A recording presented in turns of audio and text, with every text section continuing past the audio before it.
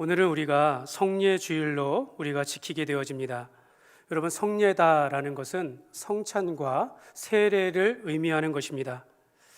우리는 세례와 성찬을 행하는 날이다, 그런 주일이다라고 할 때는 우리가 그 어떤 날보다도 우리가 소중하게 생각하고 신중하게 귀하게 여겨야 합니다.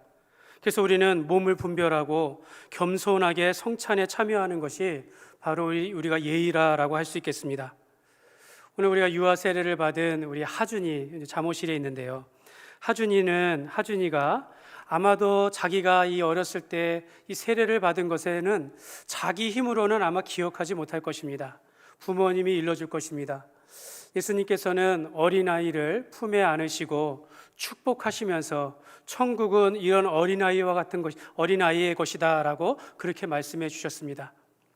우리 박진영 집사님은 사실 이 아들의 세례를 위해서 사실 오늘 국가시험을 보는 날이었습니다. 근데 그걸 포기하고 다음으로 밀어버리고 아들의 세례에 참여하게 되었습니다. 아마 이 아이는 나중에 커가지고 아빠가 너를 위하여 세례받을 때 내가 국가시험도 포기하고 나왔다 라고 얘기 들었다면, 여러분, 이 아이는 정말로 아빠의 신앙을 따라서 더욱더 예수님을 가까이 하게 될 것입니다. 오늘 우리가 이 성례주의를 이렇게 정말 소중하게 생각해야 하며 목숨을 다하듯이 지켜야 할 이유가 바로 여기에 있는 것입니다. 예수님께서 오늘 15절에 보면 이르시되 내가 고난을 받기 전에 너희와 함께 이 유월절 먹기를 원하고 원하였노라. 예수님께서는 이 유월절의 행사에 대하여 정말 원하고 원하였는데 그것이 바로 성찬의 의미를 담고 있습니다. 여러분, 이 원하고 원하다라는 것은 간절하게 갈망하였다라는 것입니다. 예수님께서 고난받으시기 전날에 제자들과 함께 식사하기를 원하셨는데 너무나도 원하셨다라는 것입니다. 여러분, 유월절을 지키는 것은 애굽에 400년간 노예 생활을 하였던 이스라엘 백성들을 구원하시기 위해서 하나님께서 재앙을 내리시고 마지막 그 죽음의 재앙이 임할 때에 하나님께서 흠없는 어린 양을 잡아 그 피를 문과 문설주에 이렇게 바르게 하심으로 그 피가 있는 집마다 그 죽음을 넘어가게 하면서 이스라엘 백성들을 구원하신 것을 기념하여 지키는 것이 바로 유월절이었습니다. 예수님께서 이 유월절의 어린 양이 되어 주셔서 이 땅 가운데 오셔가지고 고난을 받아 살이 찢기시고 피 흘려 십자가에 돌아가시면서 바로 인류를 향한 구원을 성취하신 것, 바로 그것이 바로 예수님께서 이 땅에 오신 목적이시고, 이 고난을 받으시기 전에 제자들과 떡과 잔을 나누시면서 너희가 이것을, 내가 고난받고 너희를 위하여 구하는 이 구원의 모든 것을 끝까지 지켜 행하라 라고 말씀하여 주신 것이 바로 성찬 예식이 되어집니다. 그래서 오늘은 우리가 이 말씀을 통해서 성찬의 의미와 우리가 유익을 바라보면서 우리가 그리스도인이라면 우리가 세례식과 성찬에 대해서는 결코 소홀히 하지 아니하고 우리가 마음을 다하면서 살아가는 그런 복된 시간이 되시기를 주님의 이름으로 축복합니다. 첫 번째로, 우리가 이 성찬은요, 우리가 알아야 할 것은 성찬은 우리를 향한 하나님의 배려입니다. 여러분, 종교개혁자들은 이 성례를, 그러니까 세례와 성찬을 보이는 말씀이다 라고 하였습니다. 이 믿음이 연약한 자들을 위해서 하나님께서 배려해 주신 보이는 말씀이다라는 것입니다. 여러분, 우리가 얼마나 의심이 많고 연약합니까? 여러분, 도마는 의심 많아가지고 예수님의 그 손의 못자국을 만져보지 않으면, 내가 그 옆구리의 창자국을 보지 아니하면 내가 부활하신 예수님을 믿지 않겠노라. 예수님은 믿음 없고 연약한 이 도마를 위하여 나타나셔서 손에 못자국을 만지면서 내가 의심하지 말고 나를 믿으라 라고 하셨습니다. 이처럼 예수님께서는 오늘 성찬을 통하여 예수님께서 고난받으신 것을 우리가 깨닫도록 알도록 하셨습니다. 여러분, 요즘에는 라디오를 잘 듣지 않지만 요즘 라디오를요, 그냥 라디오라고 하지 않고 보이는 라디오라고 합니다. 우리가 폰에 접속하면 그 방송을 하는 라디오 그 부스의 현장이 다 보여지기도 하고, 또 시청자들을 초청해가지고 그 라디오 부스 안에서 그렇게 생방송으로 진행하기도 한다라는 것이죠. 여러분, 우리가 귀로만 말씀을 듣는 것이 아니라 우리가 이 성찬을 통해서 우리가 눈으로 보고 먹고 마시는 체험을 통해서 하나님을 경험하는 것이 바로 우리가 성찬 예식이다라는 것입니다. 그래서 성찬은 마음이 둔하고 또 우리가 자꾸 은혜를 잊어버리는 우리를 배려하시는 하나님의 은총이 되는 것입니다. 어떤 전사님이 이런 말을 했습니다. 어떤 성도가 죽음의 문턱까지 갔다가 하나님의 은혜로 살아 돌아와서 건강을 회복했음에도 불구하고 얼마 지나지 않아가지고 그 이전의 은혜를 까맣게 잊고 자기 멋대로 살아가는 것을 보면서 참 인간의 모습이 이렇구나라는 것을 깨닫게 되었다라는 것입니다. 여러분, 우리가 정말 그렇지 않습니까? 오늘 은혜를 받아도 내일 까먹는 것이 또 우리 삶이에요. 자꾸 연약해지는 모습을 통해서, 그래서 이 반복적인 성찬을 행하게 하심으로 우리가 받은 구원의 은혜를 잊지 않게 하시는 바로 하나님의 배려가 되는 것입니다. 그래서 이 칼빈은 성례는 우리를 향한 하나님의 자비에 관한 외적 증거다라고 그렇게 표현하기도 하였습니다. 근데 여러분, 우리가 이렇게 예식을 행하고 또 우리가 형식적으로 이 같은 일들을 한다고 하지만 여러분, 우리가 조심해야 할 것이 있다라는 것이죠. 여러분, 우리가 이것이 눈에 보이는 하나님의 은혜라고 생각해가지고 우리가 외형적인 제사나 형식적인 예식이 되지 않도록 조심해야 한다라는 것입니다. 또는 우리가 이 예식을 너무 맹신해가지고 이걸 너무 신성시하면 또 안 된다라는 겁니다. 이 가운데 어떤 신비로운 어떤 체험이 나타나는 것이 아닌가, 이렇게 생각한다라는 것도 문제가 있다라는 것입니다. 여러분, 이 성찬식이 의미 있는 것이 왜 의미가 있습니까? 여러분, 오늘 우리가 예배 드릴 때 우리가 단순히 앉아있고 말씀을 선포한다고 이것이 은혜가 되는 것이 아니라 이 가운데 성령님께서 우리 한 사람 한 사람의 마음 가운데 함께 하셔서 말씀이 들리고 말씀을 깨닫게 되어지고 말씀 안에서 우리가 변화를 입을 때 우리가 은혜를 입는 줄 믿습니다. 마찬가지로 여러분, 우리가 이 보이는 이 말씀의 성례를 행한다라는 것은 바로 이 가운데 성령님께서 우리와 함께 하심으로 우리가 하나님 성령의 감동하는 것을 통해서 말씀 안에서 우리가 깨닫게 되어질 때 이 성례가 의미가 있는 것입니다. 그래서 우리는 성령 안에서 예수 그리스도의 죽음에 우리가 직접 참여하여 체험하고 있는 그런 고백이 되는 것이 바로 성찬식이 되는 것입니다. 둘째로 우리가 기억해야 할 것은, 여러분, 성찬은 말씀과 분리되지 않습니다. 여러분, 이 로마 카톨릭 교회에서는요, 이 성찬식을 과도하게, 여러분, 이걸 화채설이라고 하는데, 그들은 성례 자체를 마치 완성된 하나님의 말씀으로 생각한다라는 거예요. 그래서 과도하게 이 떡과 잔을, 떡을 예수님의 몸이고 잔은 예수님의 피다라고 하면서 신성시 여긴다고 하는 것입니다. 그래서 그들은 담 한 방울의 포도주도 떨어뜨리는 걸 용납하지 못해요. 그 떡의 부스러기가 떨어지는 걸 용납하지 못합니다. 여러분, 왜 그렇습니까? 여러분, 이것이 제도화되었기 때문에 그렇다는 거예요. 그들은 이미 이것이, 우리가 조금만 생각해 보면 이것이 정말 그렇게 되어지면 우상화될 수 있는 거고, 너무 신성화가 되면 문제가 됐다라는 것을 우리가 충분히 상식적으로 생각할 수 있음에도 불구하고 이미 제도화되었기 때문에 벗어날 수가 없는 거예요. 여러분, 우리가 이 제도와 형식이 이래서 무서운 것입니다. 여러분, 우리가 이 습관이라고, 우리가 예배도 습관이 되어지고, 우리가 이것이 내가 경험 속에서 이것이 바른 기도요, 바른 체험이요, 바른 예언이요, 방언이요, 이것이 내 주장대로 이것이 습관화되어지고 고착화되어지면 내가 무엇이 잘못됐는지를 알 수가 없다라는 것입니다. 또한 우리가 과도하게 우리가 이러한 예식들을 중시하다 보면 우리의 이성과 지식에 대해서 무시할 수 있는 결과가 있다라는 것입니다. 여러분, 성경은 우리의 믿음이 믿는 것과 아는 것이 하나가 되어서 온전한 사람을 이룬다라고 말합니다. 우리가 믿는 것만으로 되는 것이 아니라는 거죠. 믿는 것과 하나님의 말씀을 듣고 아는 것, 우리의 이성을 통하여 깨닫고 그 말씀을 받는 것이 합하여 우리가 온전한 사람이 되어서 그리스도의 장성한 분량에 이르게 되어진다라고 사도 바울이 말합니다. 여러분, 그래서 우리 개혁주의 개신교회는요, 말씀 없이 성례를 행하지 않습니다.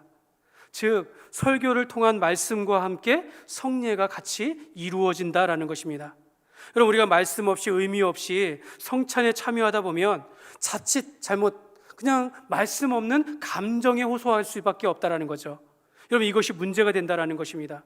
또한 잘못하면 우리가 말씀을 통해서 깨달음 없이 나아가다 보면 우리가 신비로운 이것에 우리가 집착할 수 있다라는 것을 우리가 조심해야 한다라는 것입니다. 그래서 우리는 늘 말씀 안에서 우리가 깨닫게 하시고 그 가운데 성찬에 참여하면서 잔과 떡을 나누면서 우리가 그리스도의 고난에, 우리가 그리스도의 십자가의 은혜에 우리가 참여하게 되는 줄 믿습니다. 세 번째로, 성찬은요, 예수 십자가의 구속의 은혜를 경험하는 것입니다. 여러분, 우리는 성찬을 통해서 우리가 성찬에 참여하는 가장 큰 목적은요, 교회가 예수 그리스도의 십자가의 구속의 은혜를 기억하는 것입니다. 여러분, 대부분의 성도들은요, 우리가 십자가의 은혜를 한 번 받으면 끝나는 줄 알아요. 그래서 한 번 그 은혜를 누리고는 잊어버린다라는 겁니다. 다른 곳에서 은혜를 찾으려고 해요. 그러다 보니까 시간이 흐를수록 우리가 예수 십자가 이 말씀을 듣는데도 그냥 눈만 깜빡, 메마른 심령으로 그냥 그렇다라는 것이죠. 이게 문제 있다라는 겁니다. 시간이 지남에 따라서 우리의 영혼이 메말라지고 우리의 마음이 딱딱해져 간다라는 것입니다. 왜 그렇습니까? 십자가의 구속의 은혜가 떨어졌기 때문이다라는 것이죠. 여러분은 어떻습니까? 여러분, 우리가 언제 예수님의 십자가를 생각하면서 우리가 눈물을 흘렸습니까? 여러분, 예수님을 뜨겁게 만났던 그 시절들, 여러분 혹시 지금 그리워하고만 있는 것은 아닙니까? 저는 그래도 우리가 이 가운데에서 우리가 오늘도 십자가의 은혜를 듣고선 마음이 뭉클해지고 예수 십자가에 나의 죄를 위하여 이 땅 십자가에 못 박혀 돌아가신 예수님을 생각할 때마다 그 사랑으로 인하여 내가 눈시울이 오늘도 뜨거워진다면, 여러분, 저는 개인적으로 볼 때 그분들이 건강한 성도라고 생각하게 되어집니다. 여러분, 우리가 나이가 들면 여러분 눈물이 많아진다라고 말씀하지 않습니까? 저도 좀 그런 것 같아요. 드라마를 보면 굉장히 거기에 감정이입이 돼가지고 눈물이 나오고, 우리가 지나간 추억의 사진 한 장 보거나 지나간 추억의 노래를 들으면 그때가 생각나서 막 좀 이렇게 눈시울이 뜨거워진다라는 겁니다. 여러분은 어떻습니까? 여러분, 우리가 어머니다라는 이름만 들어도 사실 우리가 눈물 나는 것이 우리의 인생입니다. 그런데 내가 십자가 내가 처음 뵐 때 내가 십자가 무한 영광 일세 이런 찬양을 하는데 어떻게 우리의 마음이 뜨거워지지 않을 수 있겠습니까? 우리가 예수 믿어서 그 구원받은 구속의 은혜를 생각할 때 어떻게 우리의 마음이 눈물이 나지 않을 수 있겠습니까? 여러분, 이 눈물을 회복하시는 오늘 성찬식이 되시기를 주님의 이름으로 축복합니다. 네 번째로, 성찬은요, 새 언약의 백성이 되게 합니다. 예수님께서 이 고난과 죽음을 앞두시고 제자들과 마지막 식사를 하시면서 떡을 떼어 제자들에게 주시면서 이것은 너희를 위하여 주는 내 몸이라 라고 말씀하시면서 이를 행하여 기념하라 해서 이 성찬식은 예수님께서 제정하신 것입니다. 그러면서 제자들에게 잔을 또 나누시면서 이 잔은 내 피로 세우는 새 언약이라 이렇게 말씀하셨습니다. 여러분, 그렇다면 예수님께서 잔을 나누시면서 제자들에게 말씀하신 내 피로 세운 새 언약이다 라는 것은 무슨 뜻일까요? 여러분, 우리가 새 언약에 대한 이해가 있어야 한다는 것입니다. 이것은 어떤 신학적인 용어가 아니라 주님께서 우리에게 가르쳐 주신 것이에요. 새 언약. 여러분, 새 언약이 있으면 옛 언약도 있는 것이겠죠. 그렇다고 해서 옛 언약이 우리가 필요 없는 것은 아닙니다. 이 옛 언약은요, 하나님께서 아담과 처음 맺으신 그 언약을 의미합니다. 언약이다라는 것은 약속일 수도 있고 계약으로도 우리가 표현할 수 있는데 좀 더 강한 의미로 언약이다라고 하는데, 이 옛 언약은 행위 언약이다라고 부릅니다. 여러분, 행위 언약이라고 해서 잘못된 것이 아니고 나쁜 것이 아니에요. 이것은 절대 순종을 요구하는 언약이다라는 뜻입니다. 지난주에 우리가 인간의 죄의 기원에 관하여 원죄에 관해서 말씀을 드렸습니다. 하나님께서 첫사람을 위해서 에덴 동산을 지으시고 동산 중앙에 있는 선악을 알게 하는 나무를 지으시면서 그 나무의 선악과를 먹지 말라, 내가 먹는 날에는 반드시 정령 죽으리라. 여러분에게 한번 질문해 볼게요. 그렇다면 이 아담은 이 약속을 지킬 수 있었을까요? 아니면 이 약속을 지킬 수 없었을까요? 여러분은 어떻게 생각하십니까? 여러분, 아직 이 땅 가운데 죄가 들어오기 이전이었고 첫사람이, 우리도 마찬가지, 하나님의 형상을 따라 지음을 받았기 때문에 그가 그의 인격 안에서 그의 감성과 또 의지와 또 그런 이성을 통하여서, 지식을 통하여서 얼마든지 바른 선택을 할 수 있는 그런 선택의 자유의지를 가지고 있었다라는 것입니다. 여러분, 하나님과의 관계도 완전했습니다. 하나님과의 친밀하기 때문에 무엇이 하나님이 기뻐하시는 것이고 무엇이 하나님이 원하시지 않는 것을 온전히 알고 있었기 때문에 이 아담은 충분히, 하와는 충분히 이것을 선택하지 않을 수 있는 능력을 가질 수 있습니다. 그럼에도 불구하고 이 아담과 하와는 그것을 먹기로 결정하였던 것입니다. 여러분, 이것이 죄예요. 하나님의 말씀에 의지적으로 불순종한 것이, 그것이 죄다라는 것입니다. 그래서 처음 맺은, 아담과 맺은 이 첫 언약이 깨어진 것입니다. 이것으로 인해서 하나님과의 관계가 깨어지고 하나님과의 관계가 단절되어지고 이 땅 가운데 인간이 범죄함으로 바로 죽음에 이르게 되어진 것입니다. 여러분, 새 언약은 이 깨어진 하나님과의 관계를 회복하기 위해서 죄로 인하여 죽을 수밖에 없는 인간에게 하나님께서 내가 너희의 하나님이 되어지고 너희는 내 백성이 되리라 라고 하는 하나님의 일방적인 그 은혜의 언약이 바로 새 언약이다라는 것입니다.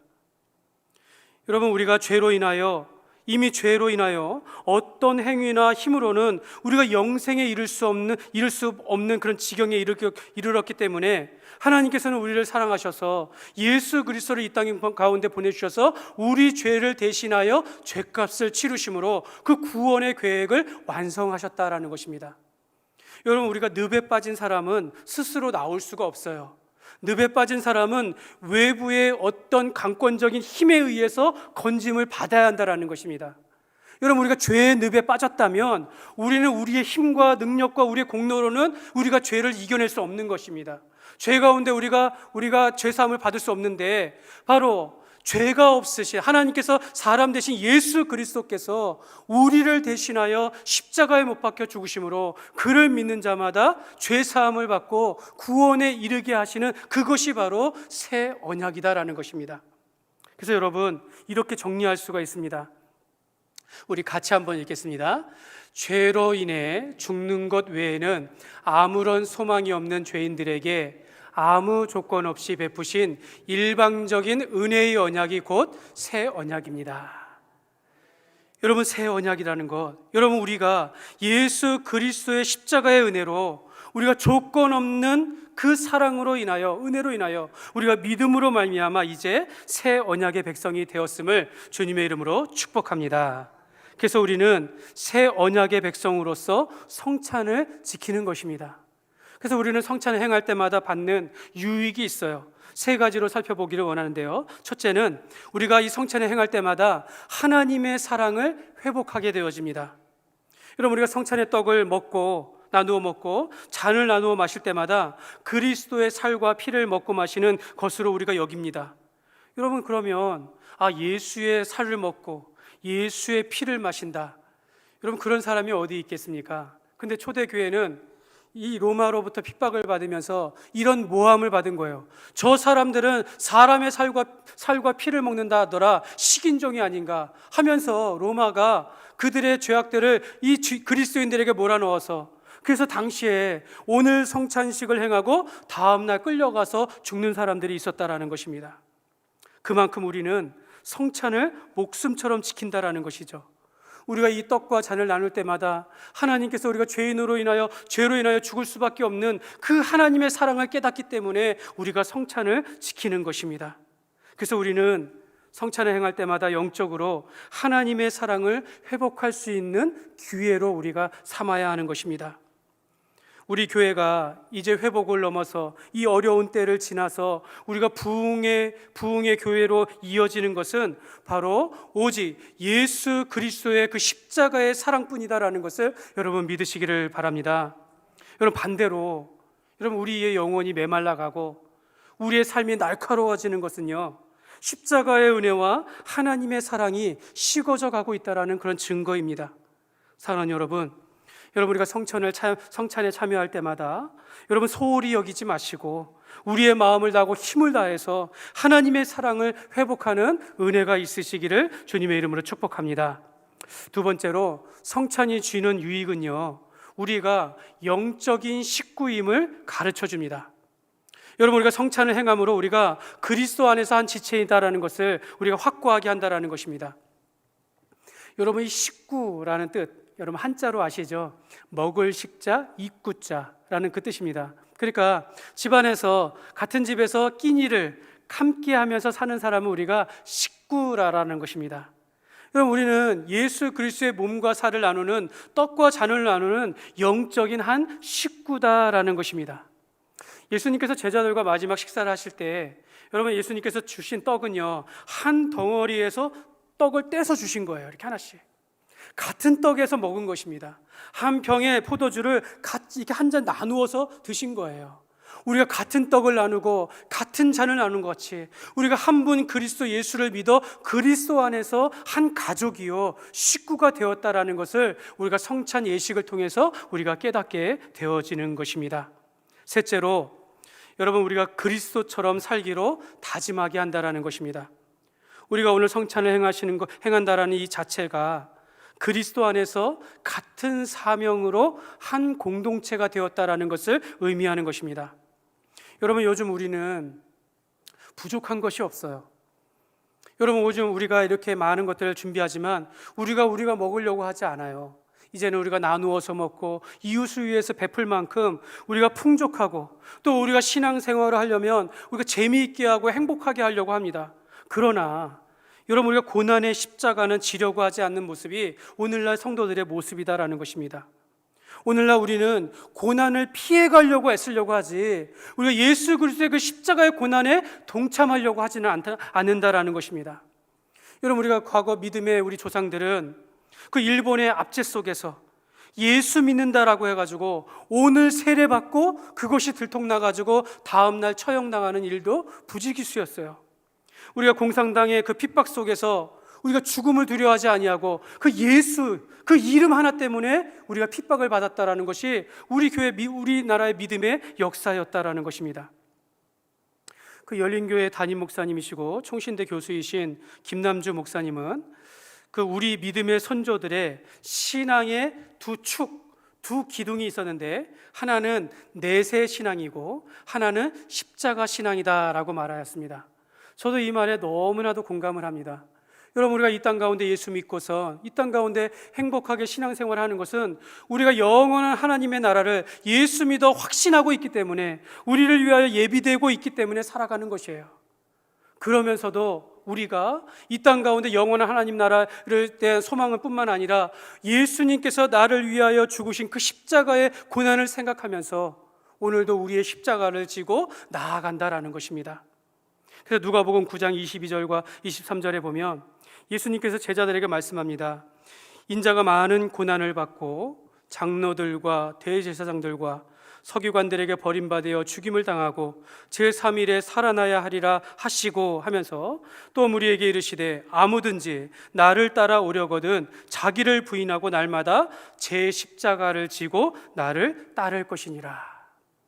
여러분, 예수님께서 나의 제자가 되는 것은, 나를 따르는 것은, 나를 믿는 것은 자기 십자가를 지고 살아가는 것이다 라고 말씀하였습니다. 예수님을 믿고 우리가 예수님을 위하여 살아가기로 작정하였다면 예수님께서 우리를 위해 받으신 고난과 십자가의 죽음을 통해서 우리도 이렇게 십자가의 삶을 살아가야 한다라는 책임의식을 갖게 되어지는 것입니다. 말씀을 맺으면서요, 저는 우리 교회가 내일부터 우리가 특별 새벽 기도회를 시작하면서 정말 저는 하나의 기도하면서 꿈을 꿉니다. 우리가 특별 새벽 기도회 때마다 우리가 예외 없이 온 성도들이 함께 나와서 같이 기도하는, 그래서 우리가 눈물로 기도하며 우리가 하나님 앞에서 뜨겁게 기도하는 것을 통해서 정말 성령의 불이 떨어지는 것처럼 우리가 온 성도들이 하나님의 은혜 가운데 함께 기도하는 그런 모습을 제가 기도하며 꿈을 꿉니다. 여러분, 성례 주일도 마찬가지입니다. 여러분, 우리는 성례 주일을 소홀히 여기면 안 된다라는 거죠. 우리가 성례 성찬식을 행할 때마다 어디에 흩어져 있던지 이 날을 기억하며 다 같이 모여서, 우리가 다 같이 모여가지고 함께 예배하고 우리의 예수 그리스도의 그 십자가의 은혜를 우리가 생각하며 이 시간을 통해서 우리가 하나님의 사랑을 회복하게 되어지고, 또한 우리가 한 식구로서 영적인 공동체 의식을 갖게 되어지고, 우리가 또 다시 나아가 살 때에 우리가 십자가를 붙들고 우리가 십자가의 고난이라도 우리가 달게 받으며 주님 뜻대로 살아가는 그런 다짐하는 주일이 되기를 간절히 소원합니다. 그러므로 오늘 우리가 성찬을 행할 때 우리가 소홀하게 여기지 마시고 우리가 하나님의 뜻 안에서 귀하고 복된 은혜의 시간이 되시기를 주님의 이름으로 축원합니다.